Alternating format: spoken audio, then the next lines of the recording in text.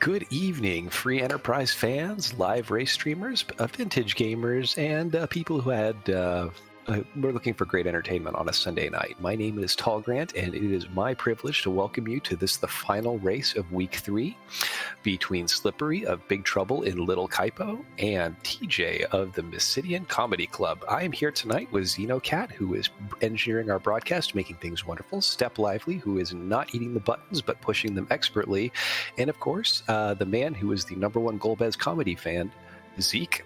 Zeke, how are you doing tonight? Doing well. Thank you, Tall Grant. Mm-hmm. Well, it looks like, for those of you who are not familiar with our tournament format, we are in teams of 4. 3 people play each week, so there are 3 matches, and these 2 teams are currently sitting in 1-1, having split their previous matches this week. And from what I can tell, the winner of the match tonight takes it home for their team. Now, of course, Slippery has been working with some of the wonderful notables out there, like Rex Banner and Maggie the Cat, I believe, is on that team. One Free Fits and Crispy Slick, rather.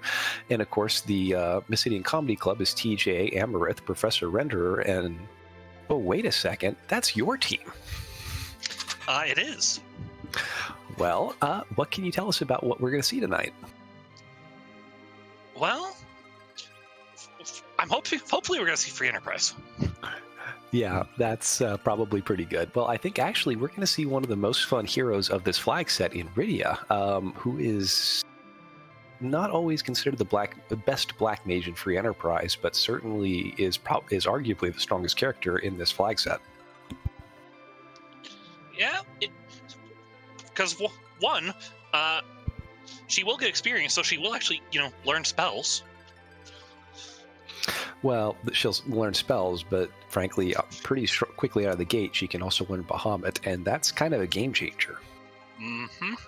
I mean, I think her big weakness when you compare her with the other major black mage of the seed, Palom, is how much faster Palom gets to useful spells like Quake and even eventually Nuke, and it's just kind of dependent on when you can find Bahamut, but because of the shopping setup here in Potion Party, Bahamut may be there completely out of the gate. So we have that to look forward to. What are our extra objectives tonight? Well, we've got the White Spear Altar, so we will be going to the moon tonight. In addition, we have to give a pan to Yang's wife after hitting Yang with it. And there's a character in Kaipo suffering from desert sickness. We must cure them. Well, since we are going to be getting underway shortly, do you have a prediction on who we're going to see in the bed at Kaipo when we poke our heads in there? I'm going to guess whoever is in our second character slot here with us. Aha, I've noticed a lot of that lately. Team Duplicate, I see. Well, go ahead and put me down that we're going to have a sick Porum hanging out there. And Team Girl Squad could be on the way for tonight. Well, it appears we are just about underway, so let's see what beautiful things will start us off tonight.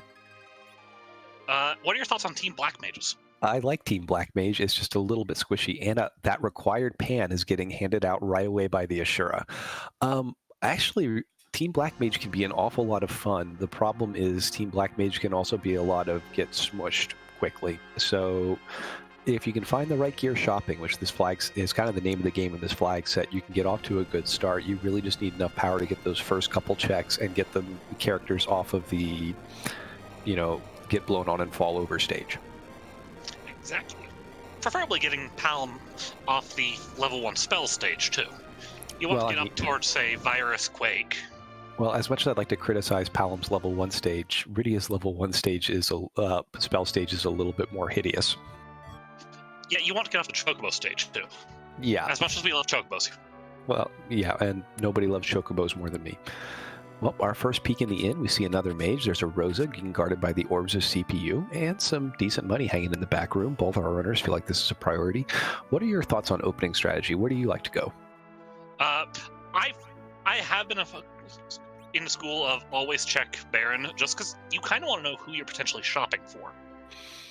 Yeah, and there's that one item shop in there, which particularly with Rydia can be really critical, because, we're looking out very hard to find that Bahamut. I mean, that's the key thing. And actually, unlike a lot of the weapons and armor, which have varying degrees of potentially being in here depending on how the shops roll, the item shops, all 100% of the items available will show up somewhere in the sea. That Bahamut is somewhere. It may be in an inaccessible somewhere, but it's somewhere. Well, we have Slippery, who's decided that Baron is worth looting out the back end and is taking a look around. Meanwhile, TJ making another popular play and heading to go loot Castle Eblan. Another play I tend to do, so he's probably copying me a little bit just from watching. But Well, we're also getting Slippery doing the other popular play, which is Watery Pass. yeah, and it's interesting just to compare the numbers. The treasure here is, of course, weighted per an algorithm. We call it T Wildish on here. Rarely, less visited places or places with more danger tend to get weighted a little bit better. So the stuff that you'll see in Barren Town is probably not going to be as good as what you'll see in, say, Watery Pass, and that's not quite as good as at Castle Eblan with its 3 trapped chests inside. That being said, looking at Slippery's side, I'm seeing a decent amount of loot coming out of that for a Watery Pass. That would have been a pretty nice loot in a standard sea. There's been some good gear there. Yeah, you like seeing those 5-digit numbers. That implies either decent loot or decent stuff to sell. Yeah, and TJ has found a trap box. It's the Black Cat Lamia chest. It's good to take note of where those are. Yeah, well, because of this flag set, we have a flag on called K-Trap. It means that in addition to having our items in the locations K-Main, where you'd normally find them in the vanilla game, all of the trap chests on the basic overworld, in the Giant, and in the underworld, and in the Lunar Path, what we call it, are going to have key items potentially in the pool. So you will almost certainly have to check these key items at some point during the race. Exactly.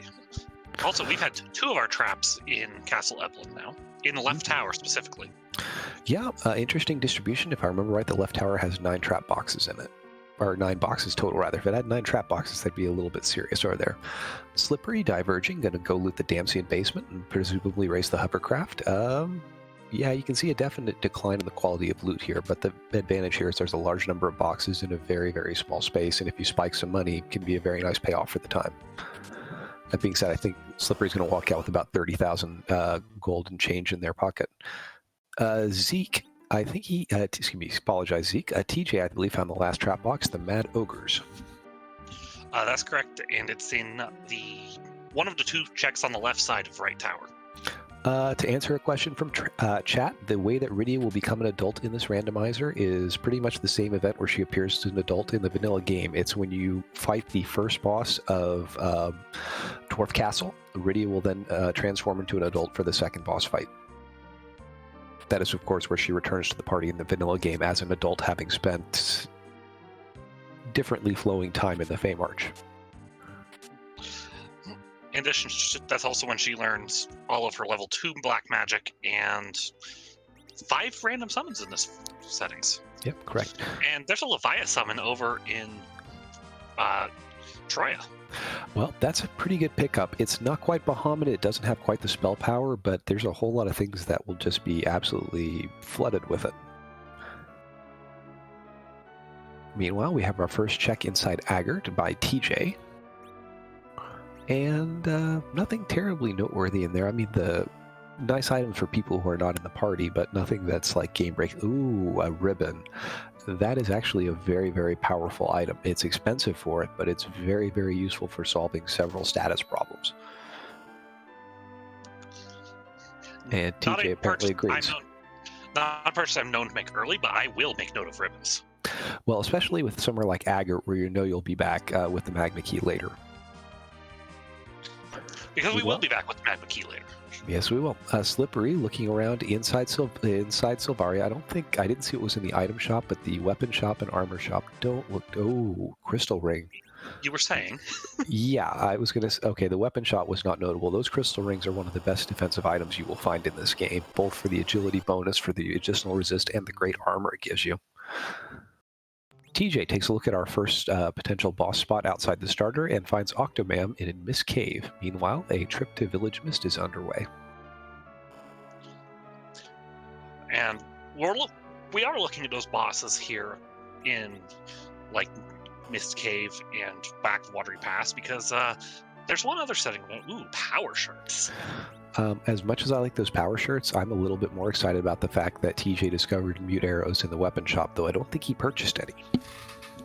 That's interesting, because mute arrows are phenomenal. Yeah,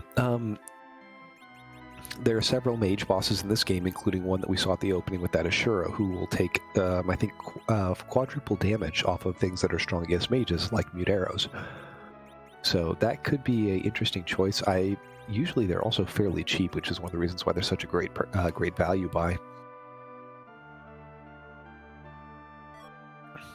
And our esteemed tracker pointing out that Slippery did stop to pick up some Gaia hats, which are, early mage gear. I mean, if you play the vanilla game, you'll find Gaia hats in the Antlion Cave, I believe.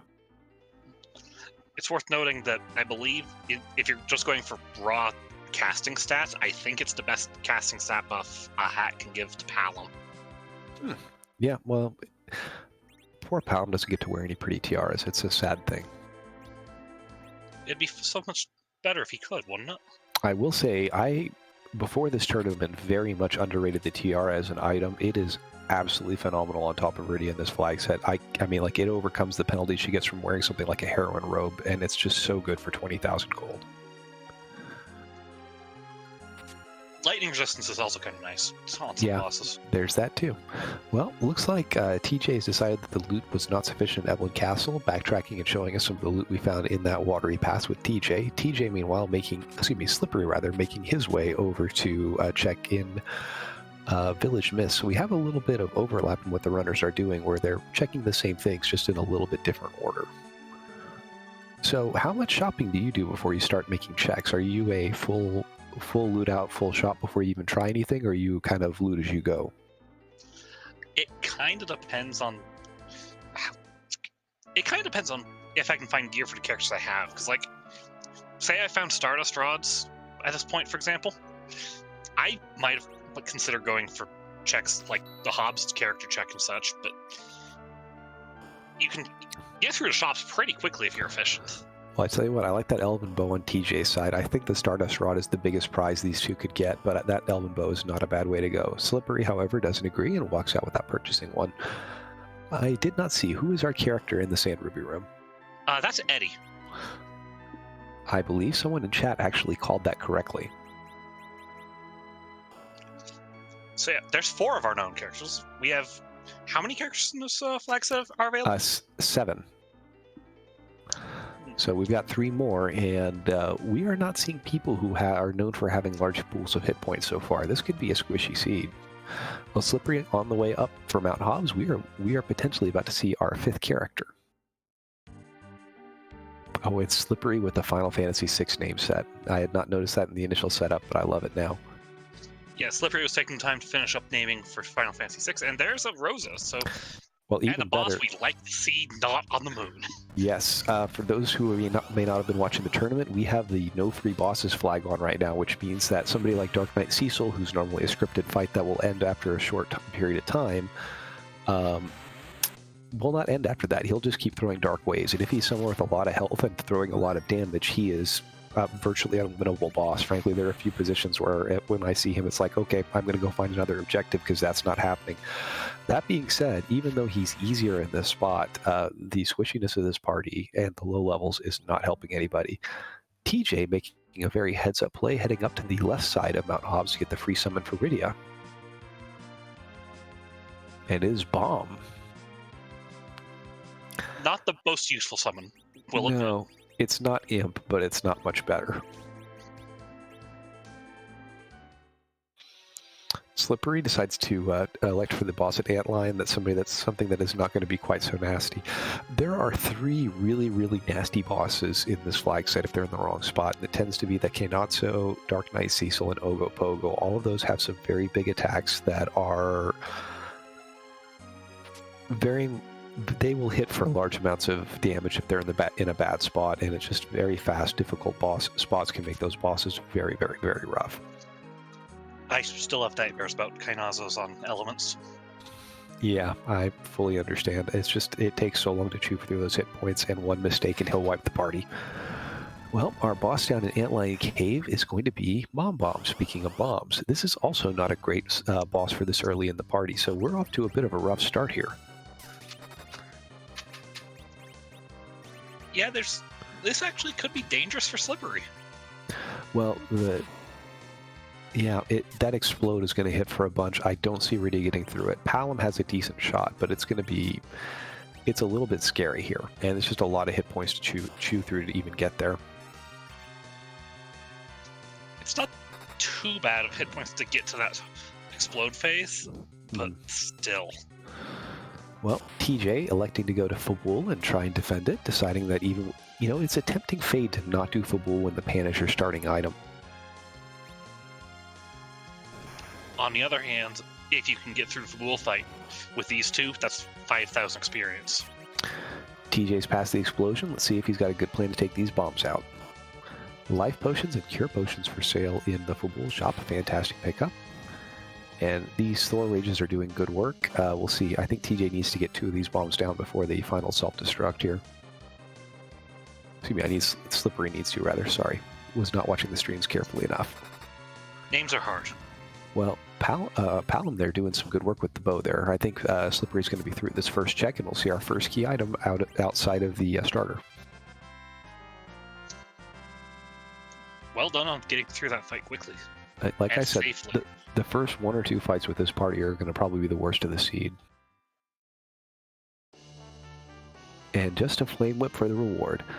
TJ, very excited to see those crystal rings, buys 2 of them right off the bat.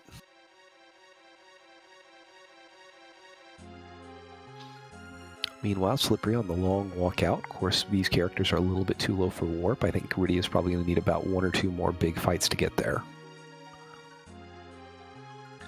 Do you happen to remember who our boss was on Baron The first boss in Baron in the CPU. Second boss? Right. Complete mystery. I don't know. Last I checked, it was Rosa. Well, if you want to make some sort of comment about Cecil's marriage afterward, you can go there, but... I wasn't going there. Well, good. That's as a married person, I probably shouldn't be going there either. All right, so we won't tell Mrs. Tallgrant about this. Anyway, once again, checking the shop in Fabul on Slippery's side, not seeing anything that's terribly exciting. I think TJ had a similar reaction when he came through here. I do like seeing our healing gear available. Honestly, it's one of those released to get those life pots. There are a few bosses in this flag to really provoke life potion roulette. Because we don't have that option some flag sets do of just pop some sirens, scramble some eggs, and get stronger. Ooh, black belts and protect rings over at the shop in Troya. Those are nice. And the elements fight at Fabul. I think this is actually going to be a fairly good fight for Slippery, because Slippery, I believe, is rocking some anti-mage gear, and once the elements fight transforms into the Ruby phase, Ruby should be vulnerable to those mute arrows. Elements resist it, or Kainazo absorbs thunder? Honestly, a lot of because of some interesting programming choices, there are some interesting things about how particularly this fight works. But among other things, it's the same kind of issue that when you see Mylon Zed, he is immune to Quake. And the way that they did that was they made him a flying monster. Despite the fact he's the element of Earth, he flies. It's like, okay, guys, interesting choices you made here putting this together. A little bit of a struggle on Slippery's side here. Just kind of, and here we are into the Rubicon phase.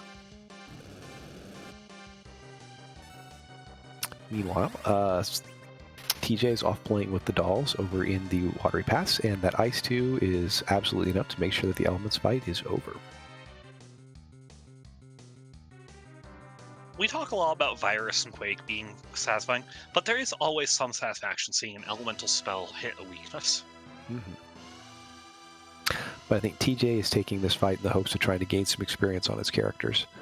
Meanwhile, Magma Key and Underground Access is the reward for getting through Fabul, so the desire to fade Pan is a large punishment this seed. Yeah? With the starting Pan, that is not where most runners want to see a Magma Key. That's true, but I actually am a big believer in doofable regard, and don't worry about the fade. I don't think I don't think the time savings is worth the potential value that's back there. And it looks like the seed, it's one of those where it pays out. You know, the other fun question we're going to be having in a bit is whether or not it's worth the time to go up and look at ordeals. Especially because we haven't seen any of the big characters who benefit from it in the seed yet. At the moment, I would argue it's not, on the grounds of this Rydia will have trouble with Ordeals 3. Mm-hmm. But, I mean, this is also the opportunity to complete our first objective as quickly as possible, which will actually unlock 2 more key item checks, and we are a single darkness crystal, rather, away from being in complete go mode. This would be a fun go mode situation. Well, who doesn't want to have go mode 25 minutes in? With 200 level black mages. Yeah, 200 level black mages and no melee character in sight.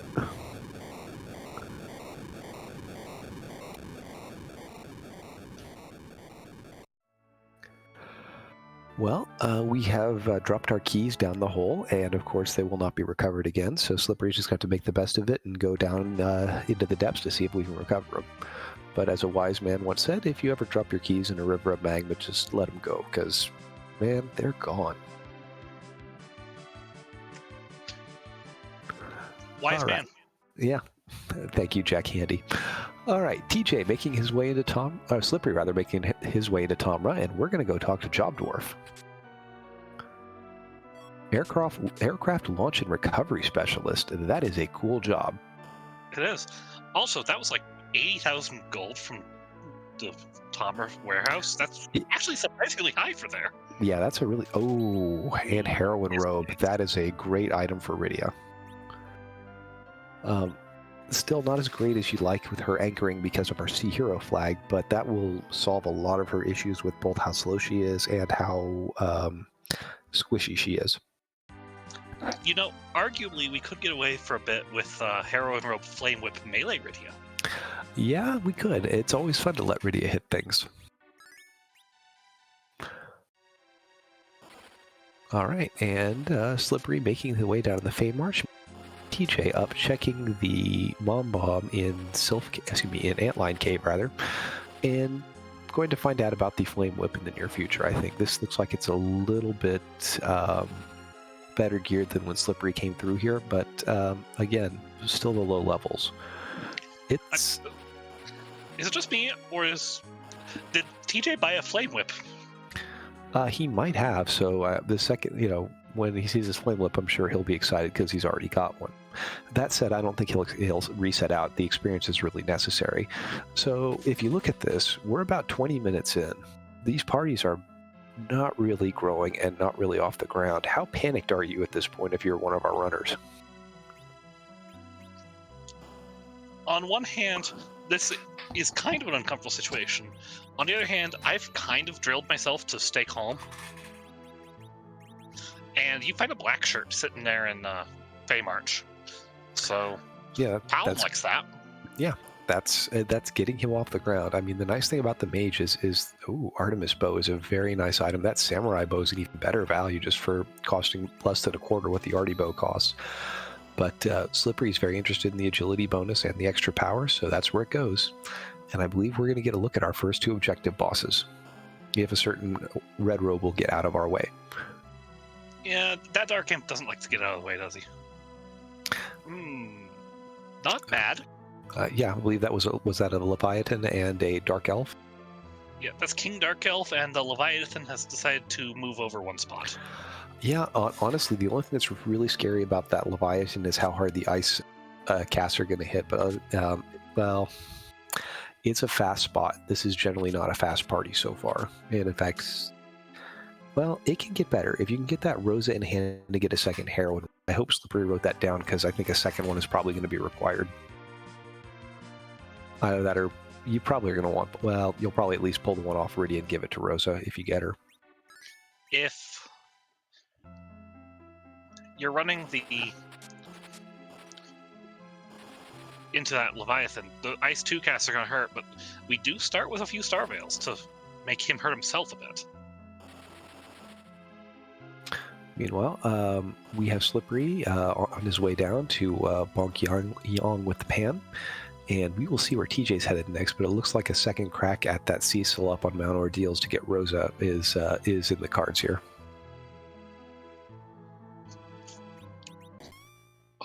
I think he's hoping he can get through this with the little experience he's been able to get. Did we happen to get... Remind me, is Palinor level 2 spell on first level? No, he doesn't. It takes a couple of them to get there. Unfortunate. Well, of course, the check with Yang is a K summon check. Those do not have key items, so no immediate reward for Slippery, but the ability to go turn in both checks with Sheila is coming up shortly. That said, I won't sneeze at a free ribbon. And our esteemed restreamer has pointed out that Palom does get Ice 2 on that first level up, so Palom does have a level 2 spell to help with this fight. That being said, it's going to be a pretty quick go. That spell needs to come out basically now.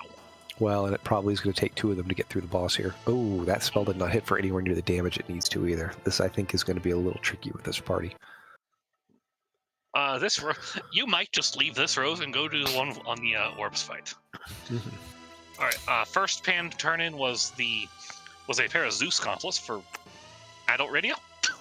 And then the second is a Luca key, which is not terribly necessary in this flag set when you get warp glitch out of Dwarf Castle. And you will have warp capabilities because we're playing a black mage for our sea hero. Mm-hmm. And Roddy Sniper has indeed pointed out that part of the problem for Palom is he's currently wearing that Assassin Dagger, which gives a lovely agility bonus and has a nice spell casting penalty. That would do it. Yeah. All right, Slippery on his way to the Baron Inn fight, which let's see if I remember correctly, is a Rosa. This one is probably a little more accessible than the one behind Dark Knight Cecil. Meanwhile, TJ taking a crack at this Elements fight. I think this is going to go a little bit better. Well, it should go a little better. I think that his Rydia with the Flame Whip is going to do some good work here. Yeah, 798 I'd say is pretty good work. And I think even with the penalty on the ice, too, this will probably do enough to take out Rubicon here. Yeah. Yep. And this is actually going to put TJ's radio online with really improve his quality of life in this seed. Slippery, looking at a way to tackle this CPU fight as well. And it looks like Ria's got a big cast queuing up, so I think Leviathan's coming here as well. But I think I remember seeing TJ check. Leviathan, if I remember, is 50 MP. You had 35 prior to the attempt up on Mount Hobbs. So I think it was just one of those things of getting the party off the ground is probably the biggest challenge of this seed. What are your thoughts on Captain Bigan here? He's a little bit disgusting, especially because I think that the Leviathan cast here is not going to be quite enough to take him out. I think it's going to get the arms off of him, and then, of course, we get to do a trademark arm grind here. And, of course, he hits like a truck. Even with even with that heroin robe on Rydia, the punishment from that is just awful. So I think this may be a little bit beyond. Meanwhile, TJ, having received the Magma Key, is ready to head underground. Let's see. Did we ever check... Do you happen to see if we ever checked Dwarf Castle's item shop? I did not see us go to Dwarf Castle, and that item shop could be where Bahamut is, but I do not believe that Slippery went there. Meanwhile, Slippery going for Mount Ordeals. Mm-hmm. Nope, this is Mount Hobbs. We want this Rosa. Well, the other one was a little bit inaccessible with Bigan being a jerk, so this might be doable, provided you can get the cast off for the Leviathan.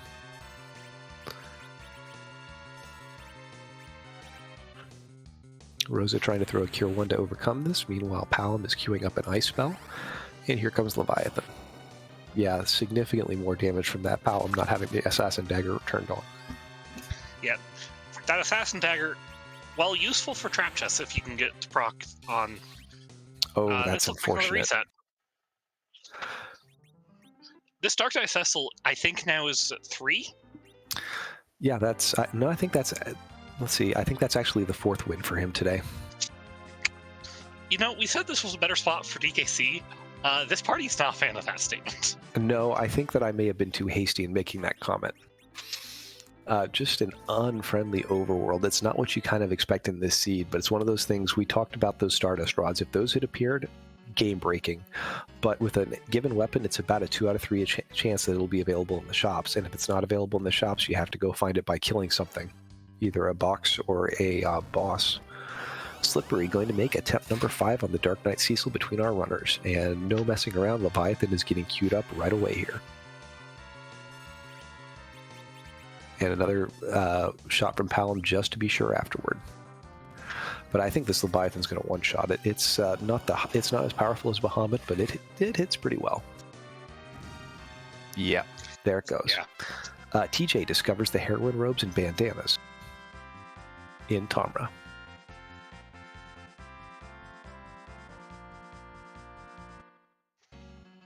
It is worth noting, because we kind of glossed over it, we did pick up another potentially required item, potential objective item. We did. Because the freebie down in the Feymarch was our Adamant Rock. It's half an objective. It needs a special sword to go with it. But once you find it, you can get, in this case, I was going to say we can get a potential good item, but actually, if we can get the Legend Sword, we actually do get a good item. There's only one item in the pool for Rydia. Yep, the only character in all of Free Enterprise that gets a single character off the Supersmith item is Rydia, and she will get a Mist Whip if we are able to do it, which includes quite a good wisdom boost for her. I believe it's equivalent to a Stardust Rod. Well, meanwhile, Cure 3s and Life Potions in the item shop at Dwarf. We have looked, I think, at all of the available shops looking for that Bahamut, which means that since Bahamut must be somewhere, it is potentially either on the Hook route, in the Forge shop, or up on the moon. I know one of those is better than the others for the seed. Well, all of them are unfortunately gated behind certain key items, and we don't know how unpleasantly they've been buried. Meanwhile, Slippery is now exploring the lovely Eblan Castle, and of course our runners have a trap kit, so they're 3 hourglasses. The trick is to survive long enough to get them off, but I think that Rydia can with that heroin rope equipped. I don't think anything in here is going to hit quite that hard. I think Rosa has the heroin rope now, actually. Well, that's even better. Her hit point pool is already better than Rydia's. So we can see the first hourglass here, so you just survive your and then you try and find ways to kill those ogres as quickly as possible. And again, with this party, the ogre fight's one of the more obnoxious ones if you haven't picked up mage killing gear, but I think both our runners do, Slippery in the form of mute arrows and TJ in the form of an elven bow. Chat would like to inform us, hopefully Bahamut and Agart. Oh, it isn't Agart. Well then, bad commentators who've been watching other things. Also, unfortunately, you don't have to comment on mute arrows. Sorry, what did you say? Now. Oh, that's a bit of a problem. Of course, Rosa says no problem, and that is down for the staff bonking. Again, today I learned silent staff bonks for anti-mage. Yeah, I was not aware of that either. That's pretty incredible, actually. I didn't know that. So, props to Slippery. Yep. Very heads-up play. And an Excal sword for his trouble. Not what we were looking for. No, if nothing else, it sells for a lot of money, but we'd really love to find an edge to throw it, or even better, it. Edge to throw it would be nice. Paladin would be better, because Excal Cecil swings hard. In general, Cecil's kind of broken in this game. There's a reason he's restricted. Yeah, there is a very good reason. Meanwhile, we have Zeke take his shot with the warrior chest, probably going to reset before he tries this again, though, as he has been walking down course. That heroin robe is making Rydia pretty difficult to hit, but not impossible, sadly.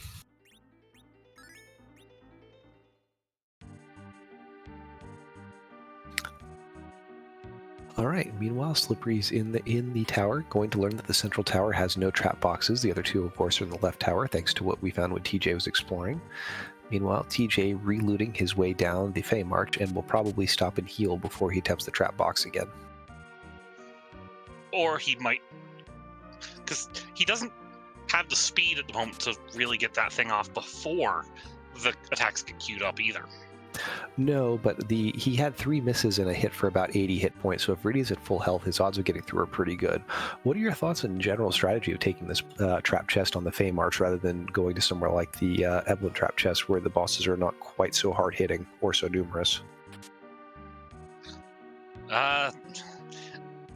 if I happen to have the resources to try and take it down carefully and quickly, I'll do it. But oftentimes, I'll just leave it. Well, TJ heading back. I think he's going to attempt it. Meanwhile, Slippery has found the Stalemate in the skull trap chest. This is actually, I think, for our runners, the most dangerous due to the large number of hits and some of the unpleasantness that flows from the Stalemate. TJ thinks better of it and decides not to take the warrior chest.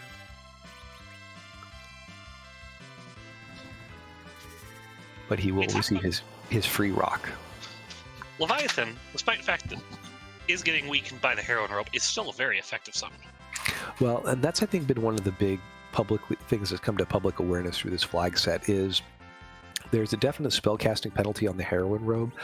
I think it's not as big as people had it ranked in their minds, and I think I'm seeing it's very common for Rydia particularly to be running around with the heroin robe and throwing her big cast because, if you're throwing out a Bahamut that does 3,500 damage instead of 5,000 damage, it's not that terrible of a downgrade, and the upside of both the speed and the protection is incredible. TJ peeks the bosses down below in the Fey March. Meanwhile, Slippery is onto the Black Cat Lamia chest. And I'm going to argue that through the Black Cat Lamia chest because Leviathan. Yeah, this again, once some initial power got put onto the party, things got a lot better for this seed, and we have a key item out of Castle Eblan. It is the Tower Key. And that tower, on top of having 2 key item checks guaranteed, because we do have the vanilla tower key location as well as the super cannon, there's 4 traps down there. Well, and the odds on those 4 traps are not as good as some of the other trap chests, but the fact that there's 4 of them, particularly in the tower, balances it out. I think that's the weakness in Sylph Cave, is that while they're in the pool because there are 7 of them, it really dilutes the potential power there. But with the 2 key items and then some solid chances out of those trap checks, the lower Babel's a really good spot to go key item hunting. It's also really good for those 4 trap chests if you have proper lightning gear or other machine killing gear to get it, which I'm not sure we've seen lightning arrows for any of these characters yet. I thought we saw lightning arrows somewhere. I just don't remember where they would have been. Well, we shall see. TJ already believes in the tower despite the lack of the key and is headed to go peek around. Unfortunately, TJ is walking to the tower with 1 hit point on each party member, so I'm hoping he has a good plan for dealing with this.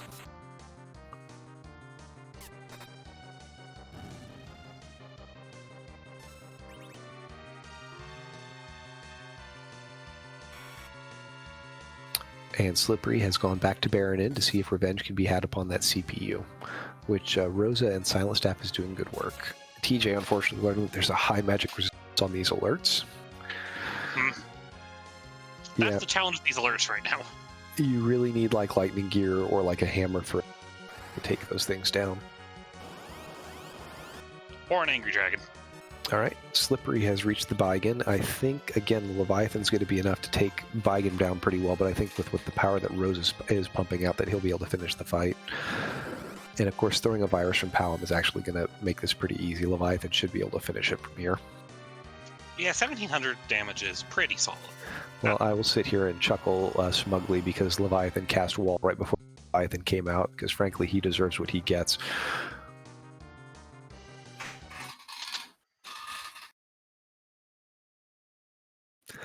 I have had enough unpleasant encounters with him, and a not very useful siren freeze reward for having done Baron Inn. That's kind of a slap in the face after the trouble this has given us. Yeah. Considering a duplicate character and a item that can be sold for about 1,000 gold, this is the equivalent of when you get handed something like a Cure 2 potion off a check. It's just not very good. TJ cashing in that first objective. Both of our runners are now at 1 objective apiece, and not too far off in number of checks in progress right now. I don't think the parties are too differently leveled. Well, I will say they're differently leveled. Slippery has got quite a few more levels from having done the trap boxes, and I think that's the advantage in the race right now. Well, there's a potential advantage coming out twice here, because we've got 2 different route divergences. Because we might see a check on who the Storf boss is, but we also have Mount Ordeals. Well, Ordeals has been a really divisive check in this set. Oh boy. Before I continue that thought, Slippery just brought a Dragon Whip, and we know what that means. We are going to... hit things. Yes, it is. For those of you who like the little murder child, I think we're about to have one online. Anyway, Ordeal is a bit of a divisive check. It's actually a very powerful check if a couple things come true. Of course, if you have a required key item here, it can be a very big deal. But the other thing that's a very big deal about Ordeals is that it promotes both Cecil and Tella. Tella becoming not very useful to being pretty utility useful. And of course, Cecil going from being a mediocre character to being the absolute dominating force that he is. But it's 3 bosses. The second one can be particularly obnoxious, and the third one in Sea Hero is tricky because of that. We have a Dancing Odin for Slippery, and we're going to have a check to see how well he can cast lightning magic. Or he can just summon Leviathan a couple times. Our first... Go ahead. We like Leviathan. Leviathan does work here, but we like lightning here better. Well, I think based on how Palom has been casting for Slippery, a good pair of Lit 2s is going to do just enough damage by itself. And I think the Leviathans mixed in with it's going to mean this fight shouldn't be too much of a problem for him. Meanwhile, TJ having a check of his mage killing gear with the 2 guards up top. Now, normally in a free bosses type seed, you could throw all kinds of obnoxious effects at these guards to stop them. You could drop mute bells on them. You could use an hourglass on them. But the guards have been granted the boss bit and are immune to all those items. Odin raising to strike. Well, Slippery is working very hard to get that last cast of Leviathan up. However, Palom comes out with Lit 2 and finishes the fight. We have seen Team Low HP. Will our 5th character here be someone that increases the power and hit point pool of this party? No, it's going to be Tella. So confident. Ooh, we like that, though. That D-Mist is in a spot that's not going to be terrible. Oh boy, there is Edge. Edge solves a lot of problems for this party. Yes, he does. For one, he comes with more HP than the mages have already.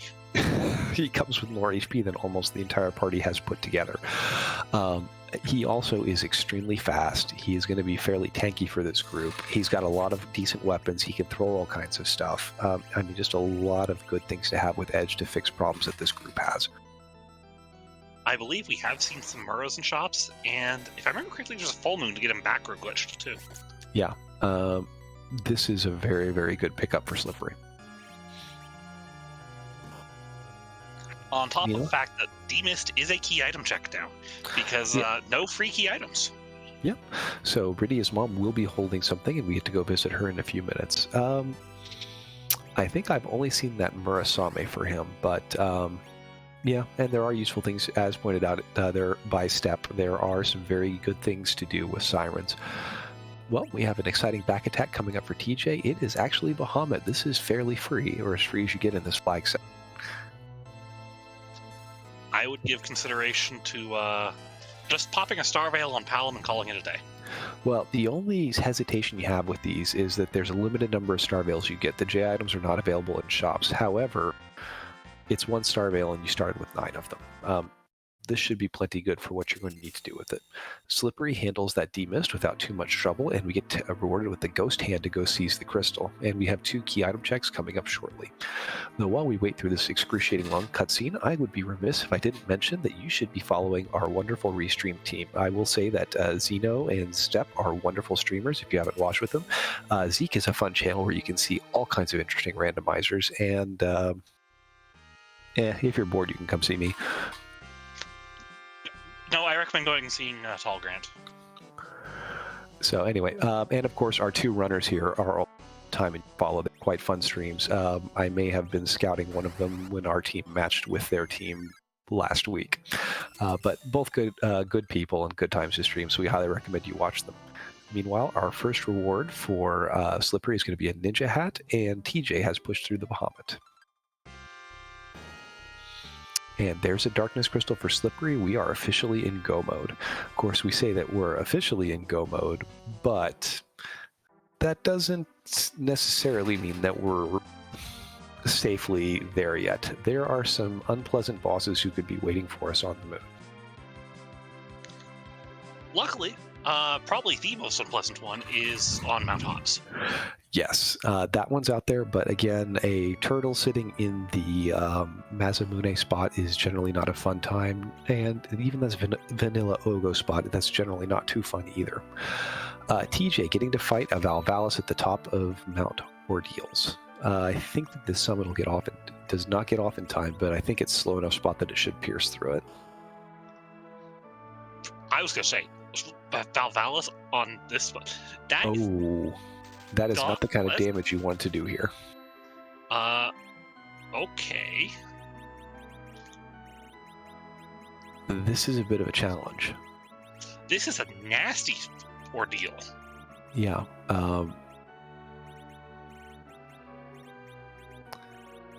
Oh my word, that is just unpleasantly bad. I don't think I have seen this particular combination, and this is pretty awful. This Rydia really needed something stronger physically to do this, and that Let Rydia with hit things mantra has been really paying off for Slippery. Meanwhile, the hook is available from Rydia's mom. I think Slippery's hope was that we get something like a random Sand Ruby here, get that objective off the table without too much work, and give a little freedom in case the boss fights on the moon are bad.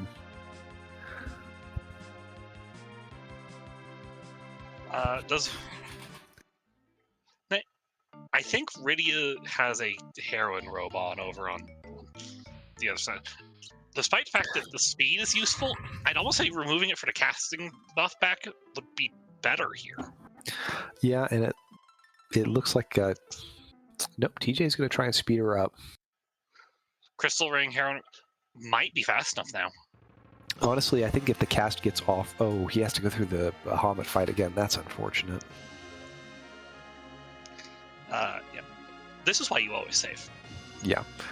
Save frequently, save often. I cannot tell you how many people have been burned through overconfidence and lack of saving, and I will put myself at the head of that list for some really silly things that I have done in the past. Meanwhile, Slippery off to raise the big whale. I think we're going to start with a check of that Lunar character. Where do you go from here, Slippery? You're in go mode, but you definitely don't have the levels to take any of these checks unless you get lucky and spike, something like King Queen Eblan. Where you go is you pick up your power items down here. Well, Slippery cleaning out the old inventory, looking for a power shirt potentially for Edge, which is a pretty good damaging thing to throw on him. Nice strength bonus there. And meanwhile, TJ making his way through the fight against Bahamut.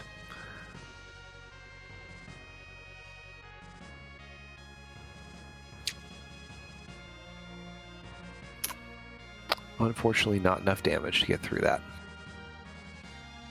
Yeah, didn't get that Star Veil pop this time.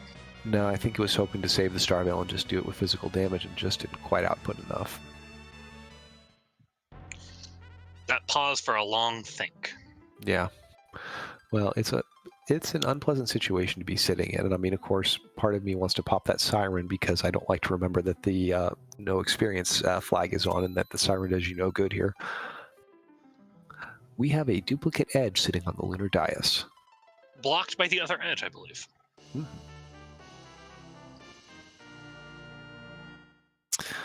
Well, and we have a second Leviathan summon coming here, or a fresh Leviathan summon for about 1,000 damage against this, and a Star Veil popping for Palom. Wonderful. That should put TJ through this fight.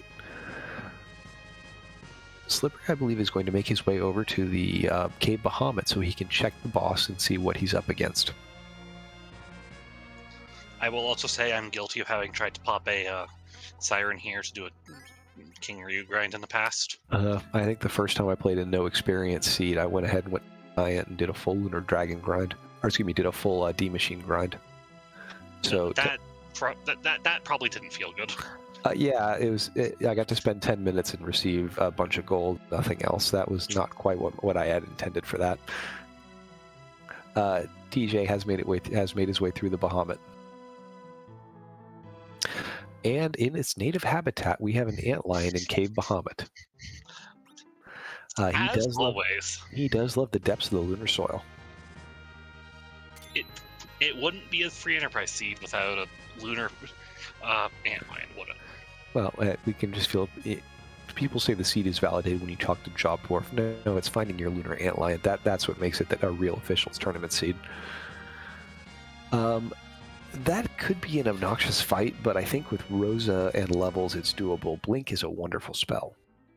And if you have enough mana to keep casting something like Bahamut, you can do pretty well. And TJ back for another attempt inside the mirror room. Might have the speed this time. Mm-hmm. Let's hope. And speaking of our good friend, the Angry Dragon. Yep, it looks like Slippery has made his way to Agert and is looking to raise the last 10,000 gold he needs to purchase Bahamut, and there it is. And of course, no time wasted, we have learned the Bahamut summon right now. We did outrun Valvalis this time. Yep, and was it enough? It was not. The Heroine Robe is still on. It is now time.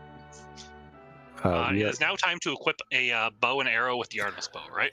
I hope so. That's part of the problem. Rydia has a flame whip. Yeah, the flame whip, of course, is an agility manipulating item, but again, comes with that penalty to the spellcasting stats.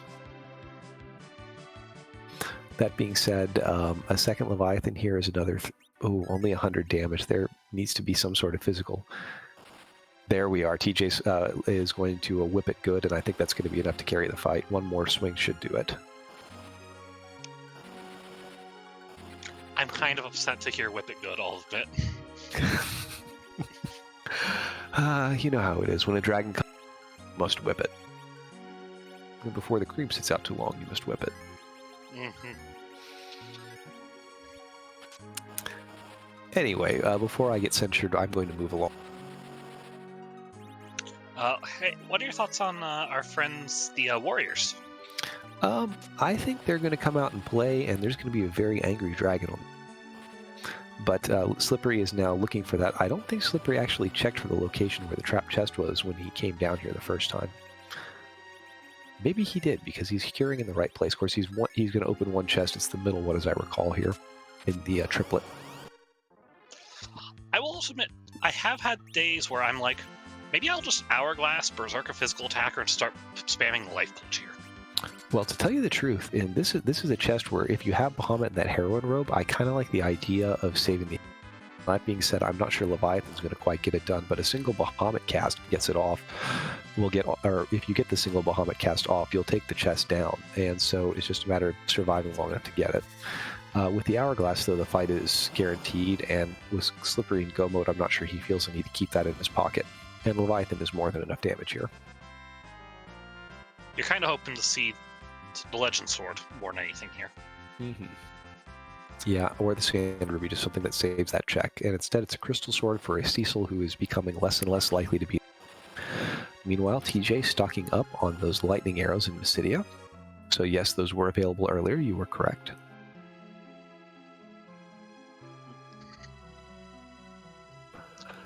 And do we think Slippery has the levels to go ahead and attempt these two bosses in the Fey March?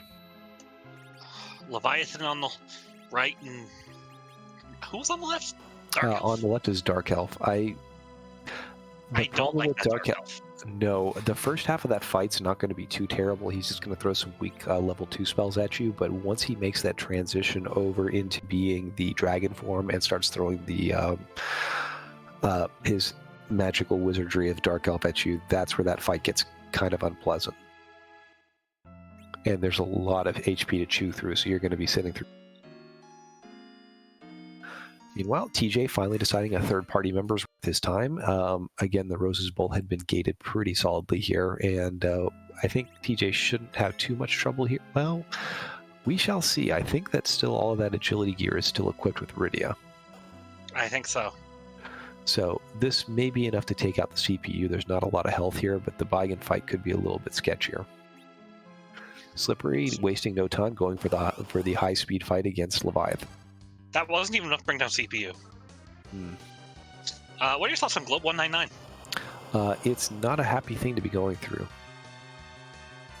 And this is going to be a pretty ugly spot for Pound trying to solo Baigan. I wouldn't argue it's exactly a pleasant thing to do. No, this is the kind of thing that Palom can handle by himself if he has something like Quake, but I don't think TJ's Palom is quite there yet. Meanwhile, Leviathan has decided that Rydia is not somebody he likes and is throwing rather massive ice spells out very, very, very quickly. This is one of the fastest spots in the game. On the other hand, for some of these nasty boss fights, we do have a couple of tools to get through a boss fight, like this Dark Elf or this antlion up there. They're called Excalibur 1 and Excalibur 2. Yeah, that helps, but I mean, even with at the best of circumstances, Edge will only throw those for 10,000 damage, and those spots are going to require a little bit more than that to get through.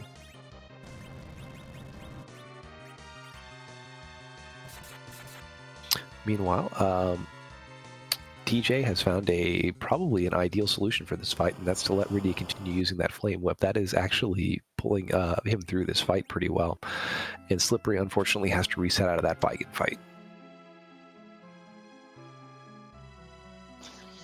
Leviathan kind of gave bad RNG for Slippery. Yeah, but my worry for that fight is the speed that the ice has come out. I'm not sure RNG is going to help him a lot. Slippery is going to instead try his luck against the Dark Elf fight here.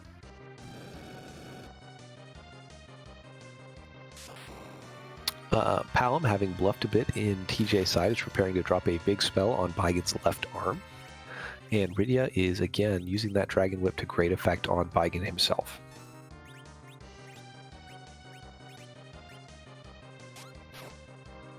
Meanwhile, Edge throwing pointy things at the Dark Elf to try and make the fight go faster, and Rydia, of course, will summon the Bahamut. We like an angry dragon friend, don't we? Well, I think we all wish we had that angry dragon friend who we could pull out whenever somebody was being inappropriate or mean with us. Mm-hmm. And the Dark Elf's being kind of mean.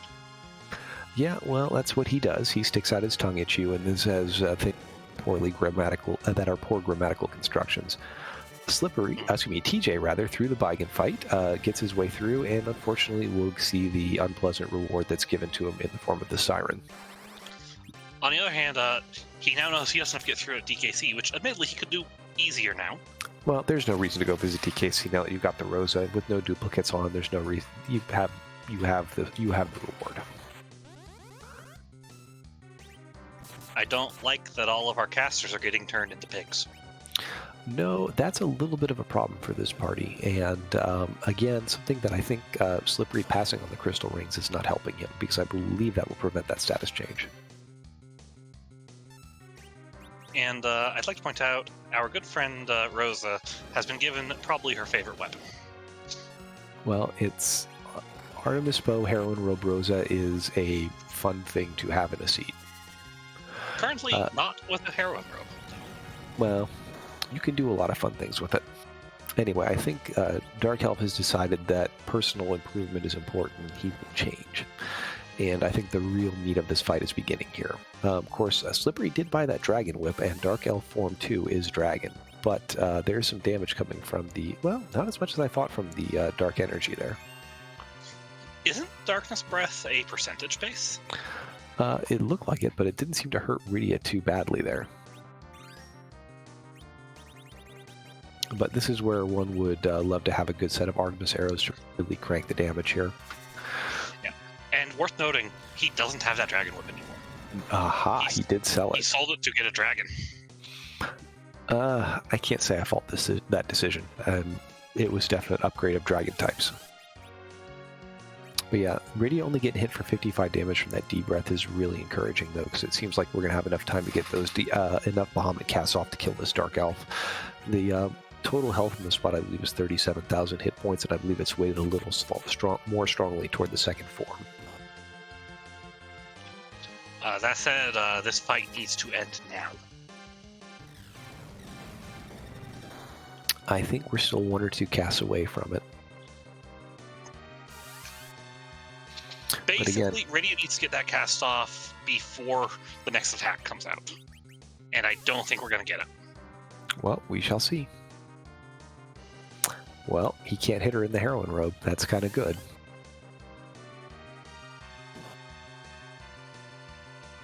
And unfortunately, there it goes. You were absolutely right. So close, but just not quite there.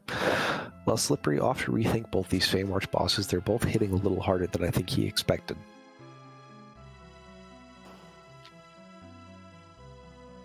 Meanwhile, TJ has decided to make his way over to Kaipo, trying to improve his shopping and lot in life a little bit. We'll see where he chooses to go next. Of course, we know that Go mode is waiting for him when he gets down into the dwarf castle, and specifically Sealed Cave, which he has a second backdoor access to. But TJ, I think, is heading up to Troya. Are we going to see a Flame Dog check here?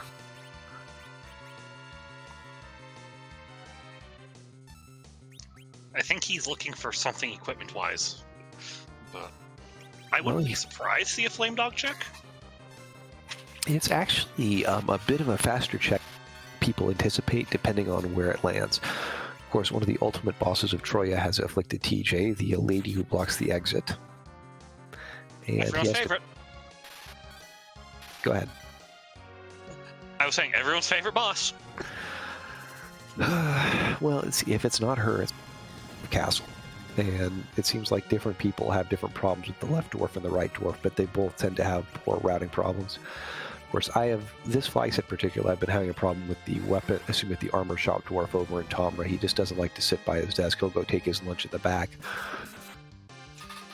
Oh, I thought you were referring to the guy who likes to go through the middle shortcut between the two.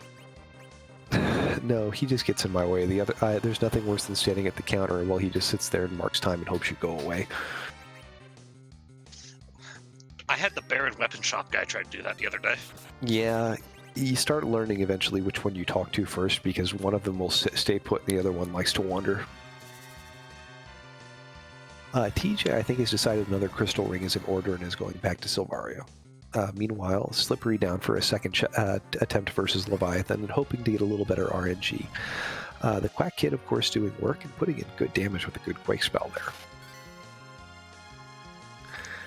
And I see elemental resistance on Rydia that I don't remember seeing here before. And through the Leviathan for Slippery. That is our second objective for either runner. I mean, it's not a friendly set of objectives across the board, though. We've seen 3 kind of nasty bosses. Well, another stylish black robe for the trouble. Well, we'll see. There's a decent gain in experience. Again, these parties are not greatly leveled. TJ apparently feels that way and is headed off to go check the Eblan Castle. Well, a friendly reminder while we have a little bit of walking and saving. For those of you who are watching this but have not actually joined the Free Prize Discord, it's highly recommended you come out and hang with us. It's a great place to learn about the game, get started playing, meet the community, and those sorts of things. So we would love to see you there. I'm sure the link can be placed up in chat for you. And like I said, if you had any sort of inkling to play this, please come out and play with us. We're a fun community. It's one of the best on the internet. And the randomizers are wonderful to play. The community is very friendly for new runners, too. Yes. We like to help people. We do. All right, TJ is again getting some low Leviathan due to all the agility gear stacked, or excuse me, all of the anti-mage gear that's stacked on Rydia, so it's going to be a little bit of a rough fight here. Meanwhile, Slippery slipping into the first phase of the Dark Elf fight, and Edge is starting to swing for some serious damage there. Of course, last fight, as I recall, Slippery also had a large amount of Piggy going on in his party, and it looks like that's going on to Edge, which is not really much of a penalty. He just looks sillier swinging his swords now. Well, of course, with some of the stacking of statuses, Edge can't be berserked in this form, which is a little bit obnoxious, but I think there's still enough damage for Edge to be able to pump out here to get things going. That Bahamut on Slippery's side is doing massive work. That was a 7,000 cast.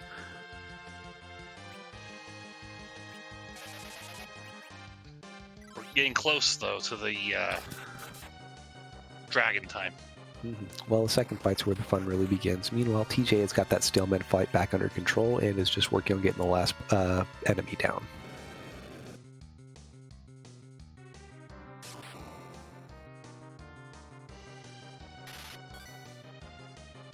Well, based on input from chat, I'm going to pick up this fresh snickerdoodle cookie that I baked 2 hours ago and enjoy the fact that I'm living my best. And an Excalibur for TJ, which is, again, a good dart when he finds that edge.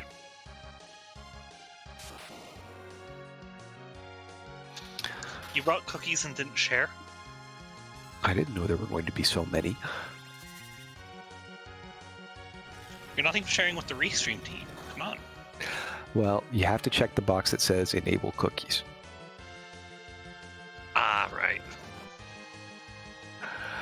Anyway, we are into the second stage of the fight on Slippery side with this nasty Dark Elf. We'll see if things go a little better, but having Edge alive and darting things is a pretty good start. He's also unpigging his casters, which puts him in a little bit better shape. Meanwhile, TJ attempting the Black Cat Lamia chest.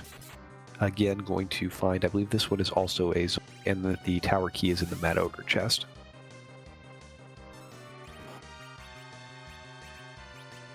Oh, you don't like seeing that 2,000 damage on your Edge, though.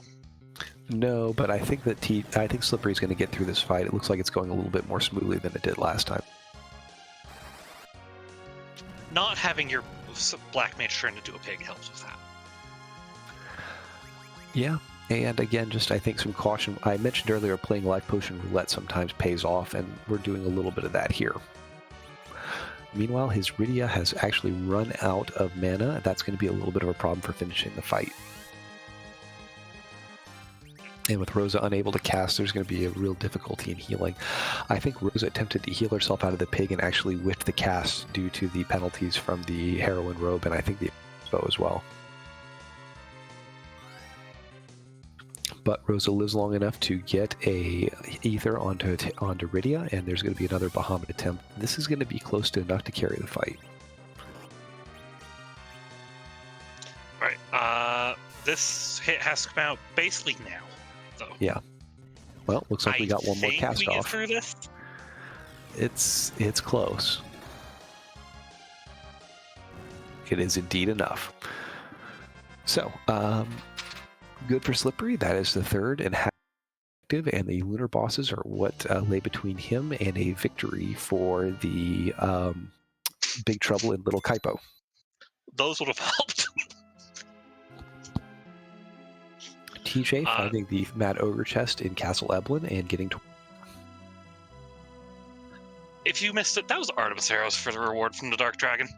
That's very useful, especially because several of our dragon bosses, some of them particularly appeared, but Pale Dim is still out there. Wyvern is still at large. Even with Witchburn, Wyvern can be unpleasant, especially if he chooses violence. Of course, sometimes we run into Peaceful Wyvern. I mean, who doesn't love a good retreat Vern?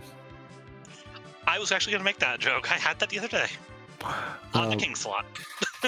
Actually, my favorite Wyvern I've seen that was practicing for Potion Party Tournament. He was kind enough to cast Berserk on my Rosa who had Artemis arrows equipped. So he berserked my entire party. And it's like, okay, thank you. Thanks, come again. Following that cast, he did not have a very good time. And he was in a high hit point spot too. That just sped up his demise quite well. TJ about to receive his tower key. Again, neither runner has gone to lower Babel. Slippery because I think he hit go mode before he got there. I'm curious to see where TJ prioritizes a new character versus the checks in the tower. We'd still have some pleasant, in quotation marks, bosses. If you find, say, the Forge, do you take time to go back and turn it in before doing the Lunar Subterrane just to avoid fighting Antlion? I mean, frankly, it's a get-out-of-jail-free card. Totally do that. It's not that long of a thing to go turn that in, and it's probably shorter than fighting the boss you'd find otherwise. Plus, it'd give you a better casting stat for Rydia. That's true, too. Slippery has elected to follow that line of logic and is going to do the Hairdryer chest. Of course, the Hairdryer chest also has a pretty significant bump in experience from it, even without the bonus for having 10 key items. TJ has made his way to the underground and is headed for Dwarf Castle, which is presumably going to place him into go mode as well.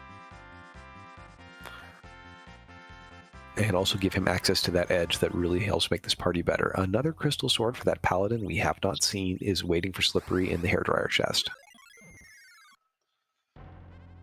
And a very heads-up play to cast Warp and step out of the cave very quickly. Yeah. Unfortunately, our White Mage doesn't have Exit, which is good for later if you need to get out of the Lunar Subterrane. That's also a bit of a problem, and kind of interesting part because it means that after he completes whatever work he wants to do in the lower part of the moon, he is going to have to spend the minute or so it takes to warp back out. Which, under ideal circumstances, you don't want to do that. But on the other hand, I kind of agree with his choice that this party is not currently set to do that antline very well. Do you like the warp sound effect? Do you like to hear it like 12 times? Well, I mean, who doesn't? I mean, this is like asking, do you like cookies? Yes, I do like cookies. Thanks for asking. Well, and I like the warp sound effect. Thank you for asking.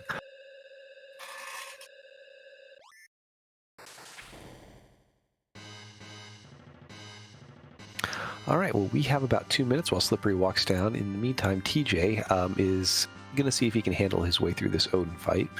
But those Lit 2s from Palom are just about enough. Well, not quite casting at that level. We'll see. This could be a little close.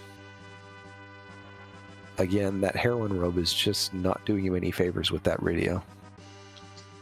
Heroin robe, flame whip. Yeah. You're having like minus 30 wisdom right now. Mm-hmm. And that's just hurting the spellcasting potential. Because this is going to do what, 300? Yeah, and it's just it's so much lower than what it could be. That being said, a big hit from Rosa carries the fight. And again, that 21,000 experience is nice. Mm-hmm. Well, it's a good bump, and it kind of just, again, levels really make go in this game, so the more that you can put on them, the stronger the things are going to be, and I think TJ is just hoping to get that into a bit of better shape. Meanwhile, TJ about to face the Mist Dragon, which should be no problem, and hopefully overjoyed to see that edge. Very, very happy to see him. He's, like I said, he solves a lot of problems that this party has struggled through this seed. And we have our first Lunar objective boss fight. Who do we want to see here? Somebody who's not worldly unpleasant. Pale Dim is just fine. It's going to be a slow fight, but I think it's a doable fight, especially if you can get a couple blinks off. That being said, an opening hit to the Archer Mages is usually... Edge casually throwing 4,000 damage into that D-Mist and taking care of the fight here. We do have arty arrows, but the Archer who would throw them is now dead, and Slippery has to take a reset. Is now taking time to equip bow. That should help, because now we have that extra speed boost. Well, yeah, Rosa is going to be very, very fast here. In fact, I don't think she's going to be fast to get 2 attacks before this guy goes, but I think she'll be the first 2 actions in the party. The other advantage of Rydia Hero, Rydia's agility is not that high. Yeah, as long as you keep things that boost her agility off of her, that's actually reasons why as a runner I've been pretty happy to see, say, a Sid start or a Palom start, is it just sets up the anchoring for the party so much better, as opposed to having, say, an Edge Hero or Lord Help You, an Edward Hero, where they just gain the levels and become very, very fast and penalize the slow characters. I think probably one of the most unpleasant seeds I played of this had a Edward Hero and then the other 6 slowest characters in the game to go with him. So Edward and his very slow people stuck in monasts. Yeah, well, I spent a lot of that seed yelling at Sid to get the let out because he did not want to move for us. Some absolute punishment for the starting black mages here, but a casual quad 9s from Rosa. This fight should not be a problem for Slippery this time. He's trying to keep... Well, he doesn't get to keep Edge up, but he gets to keep the black mages up. Yep, and because Rydia down doesn't matter here. She's the hero. Well, to tell you the truth, there's less experience in this spot than there was up in the hairdryer chest, I believe. It's not by much, but this is not one of the high payout spots like the Ribbon Room is. And another Excal. Man, find someone who loves you the way this seed loves giving you Excaliburs. TJ has found his Darkness Crystal and is in go mode as well, and probably thinking several things we thought of: where do I go and what do I do? Worth noting, we're at like 6 Holy Swords and no Paladins. Yeah. Well, get your counter out, because this kind of thing breeds more, and I suspect we're going to see one more before everything's said and done. Meanwhile, Slippery on the 4th objective complete, making his way down to see who is on the Mazumune altar. Because while that antline is going to be a little bit tricky, it's not an absolute roadblock. And so if there's something that's reasonable here, then Slippery's in a very, very good position.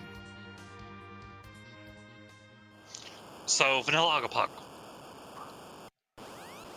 That wouldn't be the worst of things. I think K-Nauts is the most unpleasant. And instead we have Plague here, which is an interesting fight, but fairly manageable if you take a good strategic approach to it. Starting with the fact that he's flying. Well, Flying and Archer are very good combos, just like Boomerang, at least for the player side. So Rose is going to do a lot of damage here, and it's just getting him dead before the count runs out. And there's a pretty hefty amount of health here. So I'm not sure that having Archer Berserked just by itself is going to be enough. Slippery apparently agrees. He's going to self-sacrifice the Rydia and then life her up to extend the count. That should be enough to help him with the fight. Meanwhile, TJ, having gotten his Darkness Crystal, is headed down to the Feymarsh to see what he can do with those bosses. I do appreciate that we're being smart and using our hero as our count resetter. Yeah, that's actually, from an experience standpoint, heads up. Of course, Plague won't attack you for anything other than putting the count on you. So if you have some sort of flaw or mistake or problem with it, or you finish the fight when your killed character is down, it's not going to affect your experience gain, because Rydia is going to get it regardless of who's alive at the end of the fight. We need a couple more misses. Okay. Meanwhile, TJ taking the Warrior Chest next. Again, not having that Bahamut is kind of pulling him back a little bit, but that Heroine Robe is also holding him back quite a bit with her as well. Bahamut cast, meanwhile, on Slippery's side. We're getting closer on this Plague fight. I think we still have a couple more attacks, but I don't think it's going to be long before Slippery. No, I take it back. That Bahamut's enough, and Plague is down. Slippery's at 5 of 6 objectives with just that antlion left. You know you're having a good time when you get to stone cast magic on your black mages. Yeah, well, in this, there it is. I told you there'd be another Holy Sword. The Crystal Sword is the reward. You know the seed is going to do has done something disgusting like stick a Cecil behind the giant. There are still characters we have not seen in this seed. Oh no, Cecil's successful right now. He's in hook route. I mean, it's kind of amazing because this is a relatively short seed, but it was paired with an absolutely disgusting overworld. This was not a good overworld for, No, and I think both runners, you could tell at the beginning, wanted that Stardust Rod pretty badly. Unfortunately, there aren't any. Yeah. Well, unfortunately, Slippery electing for the long walk rather than the repeated warp cast to get out, so it's going to take a little bit longer to get to the out. It's about 5 seconds, and the full walk is a little over 2 minutes. Yeah, but I'll just assume that Slippery's decided to enjoy the music of the Lunar Subterrane. Well, don't we all? Meanwhile, TJ has found the Crystal Sword out of the Warrior Chest, significantly less trouble there than Slippery had, and making his way to go try the bosses of the Feymarsh. Once again, I will remind you, it is tournament season, and we have lots coming up again this week. It is going to be the actual matchmaking week of Potion Party, the final stage of the Potion Party part of the tournament. There are going to be a lot of exciting runners out there. I am unfortunately not one of them since I am on a forced buy this week, but if you want to keep an eye on Free Enterprise 2, and maybe a little bit of RPG Limit Break, we'd encourage you to keep catching the action. It's been a really fun tournament, and I've actually really team format. I love having a group of people to work with. It's more fun to play a tournament when you're like, everything matters, but not just for me. Well, and also, I've had conversations with people about either being in a race where they could pick their team up, or if they took that loss, that their teammates could potentially step in and help pick them up. And of course, I love the camaraderie. I love building the friendships. I love the teamwork aspect of it, of, hey, let's see what we can do to come together as a community and make everybody better so that we can all succeed together. All right, we have TJ into the Leviathan fight in the Queen spot. We'll see if he gets some unpleasantness with the ice cast the way that we saw them out of Slippery, and Slippery making his way down to what is potentially his final boss and victory for Big Trouble in Little Kaipo. this is a very, very fast Leviathan. Yeah. Well, I think Zeromus, who we will not see in this tournament, or in this section of the tournament, rather, has 60. This spot is not far behind it with 66. I believe it's the fastest one on the blue planet. And we see old googly eyes, and Slippery doesn't waste any time, puts the blink on Rydia. I think we're going to see a lot of Bahamut here. It's worth noting, in order to keep up with this fight, Slippery has opted to go with the respectable strategy of Battle Speed 6. Right, and Slippery is also appearing to be ready to dart the Excaliburs. Of course, Antlion immediately one-shots Edge for a casual 24,000 damage. Meanwhile, a little bit of difficulty over on TJ's side, a lot of hits on people, and only Palom standing against this and about to take an unpleasant ice too. Once again, the ice has gotten the better of our runners. And that's the fun of this flag set, is you've got to figure out how to puzzle your way through this seed. Well, and that's kind of what's interesting about, there's a lot of interesting combinations of what do I do with this group of characters, with this set of gear, how do I make it so I can juggle the pieces and make it work.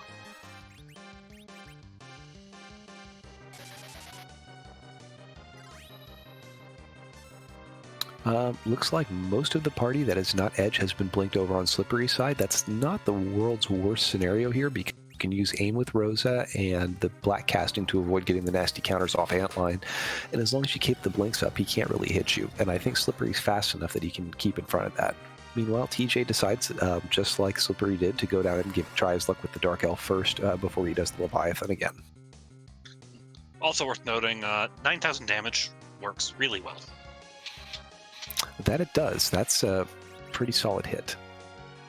And a couple more of those and this fight will be over. And once again, the big thing TJ's struggling with is this wisdom manipulation gear.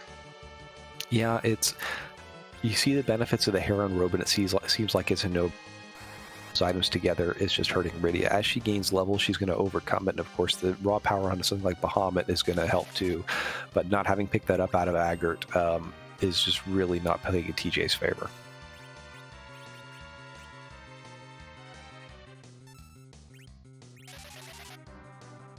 Meanwhile, Rydia takes a pretty solid hit from that antline, but manages to live through it with 160 hit points, stays up and gets a fresh blink from Rosa, so we'll be seeing Bahamut summoned again. I think it was actually Rydia getting knocked down with more in her health than getting lifed. Ah, that's it. Well, but through all that, Slippery is through, and in just a few seconds, I think we're going to see a winner for the seed and for this match. Be a crystal sword. Be a crystal sword. It's a holy spear instead. It is a holy spear.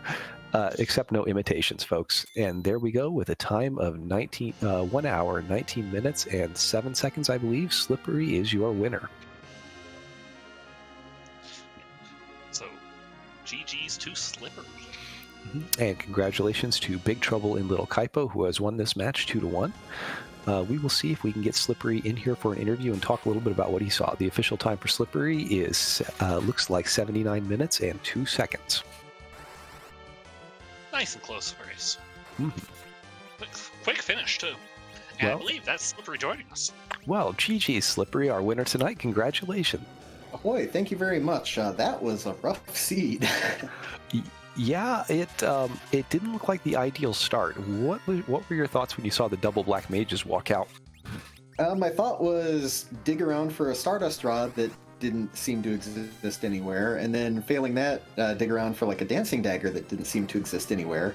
And then I kind of forgot that no J items were on at the beginning of the game, so I was like perusing all the item shops hoping for vampires at least, and didn't get any of those. All right, and well, so did you feel any sort of panic at all when you went to those first couple checks to found that Dark Knight up on Hobbs, then found the CPU fight was in the Baron Inn, and even the Elements fight over at Fabul? Did you get any panic about how am I going to get this group off the ground when I can't do any damage? I wasn't so much panicking that I was that I couldn't do it. I was panicking that I was doing it too slowly. I think I had the right tools. I could have also just like run somewhere and grab some, fire arrows or something to help out with the element spot. But I was just like trying to rush and make the best of a bad situation, and most of the time it ended up working okay after like a reset or two. But I was like feeling really behind after that start.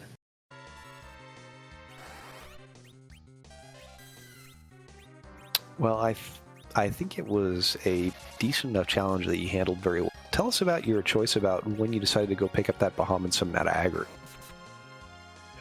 Yeah, so I think I was on my first item shop, my shopping spree. I was like, okay, well, there's Bahamut. I'll make note of that and come back if I actually end up needing it late game. Because usually, like, if Rydia's purpose is basically to like clear out a lot of trap chests quickly, Leviathan's good enough. But going back to it because I knew like, okay, I have a mage-centric late game, this is what I have to do. So that's why I went back and picked it up.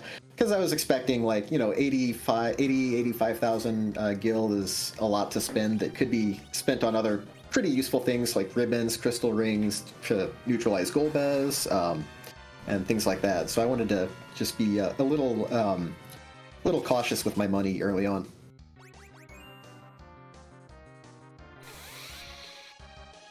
Well, it certainly did pay out for you. So you found your magma key fairly early in Fabul. Did you have any thought about fading Fabul because you'd already gotten the pan? No, I like doing Fabul early on, especially with the party I had and just all the like Fabul early game is actually worth a pretty decent amount of XP. And like Rydia was struggling to have enough XP. Like she didn't have enough XP or enough levels to cast Leviathan, like even after Antlion, because that was like I think Mom Bomb or something. And yeah, I saw you go up there with 35 mana and 15 short. Yeah, and so like a whole bunch of fights along the seed. Like this is one of the tricky parts about it. A whole bunch of the fights were arranged in such a way like Mom Bomb gives reduced XP a lot, like Dr. Luge, I think, Dolls, stuff like that. Like neither of them appeared in the seed, but like it really shows how things can snowball because I was like really under leveled going into Eblan Castle for the trap chest there, and pretty much throughout the rest of the game, honestly, because people were like in a fight with like 2 people down most of the time.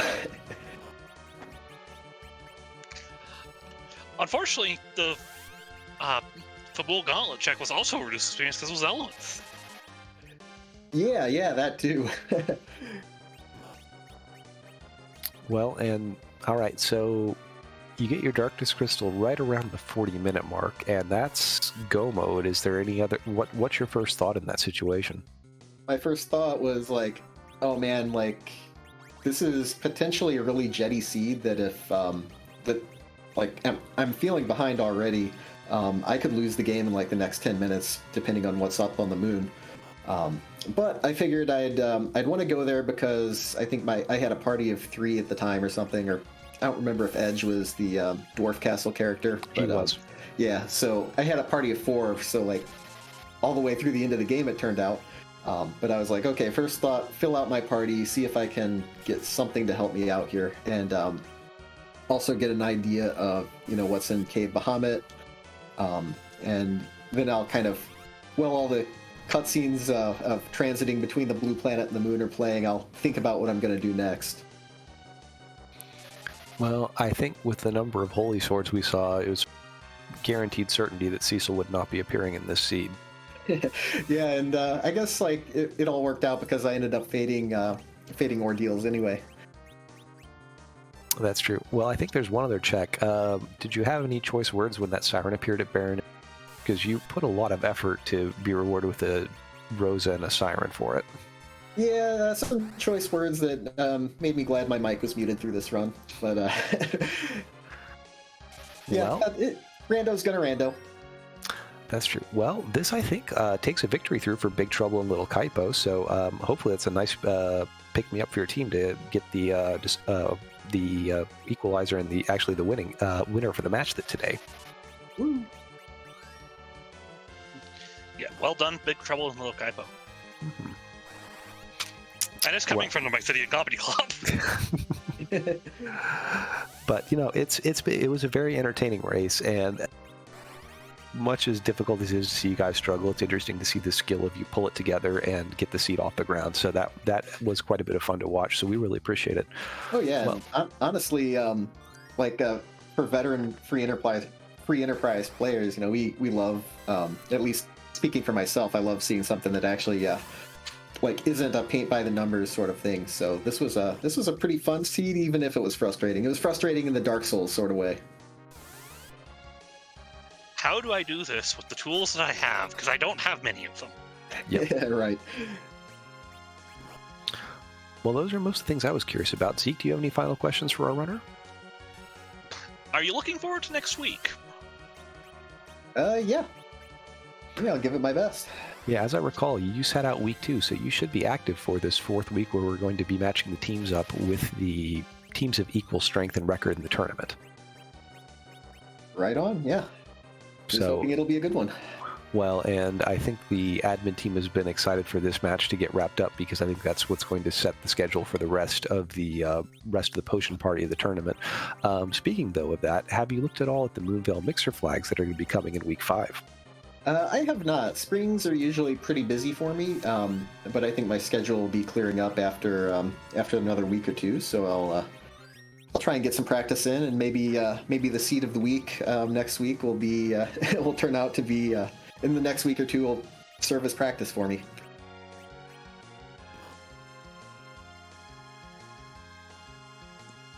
Again, GG Slippery. It was a fantastic race to watch. Thanks, and thanks to all of you fine folks in the booth, and I'll see you next time. All right, your winner with a time of 1:19:02, Slippery from Big Trouble in Little Kaipo. All right, so TJ has been trying to work a little bit through that fight, and I think at this point, TJ, knowing that the seed has been won by Slippery, has decided to throw a forfeit. Of course, no shame in that. This has been quite the slog and a bit of a difficult time. So I think we are going to call it for the night. That said, that was a valiant attempt on that Dark Dragon. The Honestly, entire time of our interview with Slippery. Honestly, the entire seed, I would have to say, is a valiant attempt. This is, I will remind the folks watching at home, this is not an easy party. This is not really an easy thing to do. And it makes things quite a bit tricky. So with that, I need to check and see, but I think we're going to find you some free enterprise action to take you to. Of course, we have quite a bit of action coming up next week. And we are off on Monday typically. That's the way it's set up. But I think starting on Tuesday, you'll see the matches schedule up again. Keep an eye on the Discord for information about week 4. And I think I have totally lost where we're going. I believe our restreamers told us that we're just going to do a nice, clean sign-off today, Tall Grant. Well then, I wish all of you a fantastic evening. Thank you for joining us. Again, follows for both of our runners, TJ and Slippery. I'd highly encourage you to check them out. Have a good time. They're great people. And I hope that the rest of you will see us all soon. Good night.